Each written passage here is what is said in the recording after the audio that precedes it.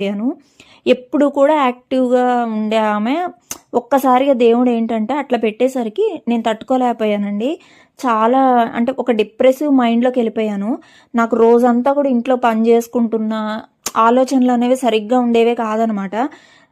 End of the day ఏంటంటే నాకు ఒక సెపరేట్ ఫ్యామిలీ ఉంది. నేను వాళ్ళని చూసుకోవాలి. నేను మళ్ళా డల్ అవ్వకూడదు అని నా మనసుకి నేను సర్ది చెప్పుకుంటూ చాలా సార్లు ఏడ్చిన రోజులున్నాయి.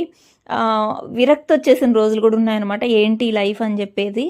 నాకు ఎప్పుడైనా సరే అండి మీరు గమనిస్తే గనక ఇంట్లో ఏ పనున్నా గూడా అంటే మమ్మీ ఇక్కడ హైదరాబాద్ వచ్చినా గూడా నన్నసలు ఏ పని జేయనిచ్చేది గాదనమాట. "నువ్వు చక్కగా వీడియోస్ షూట్ చేసుకోవే బావుంటది. నాకు నువ్వు వీడియోస్ చేస్తుంటే చూడాలని ఇష్టము. నేను జేసి పెడతా గదా నీకు పని" అని జెప్పి ఇంటికొచ్చినా గూడా ఇంట్లో పనంతా కూడా అమ్మే జేసి పెట్టేదండి నాకు. నాకు ఒక హెల్ప్ ఉన్నారు. నన్ను కూర్చోబెట్టి నాకొక ఒక సపోర్ట్ గానివ్వండి, నా గురించి ఎక్కువ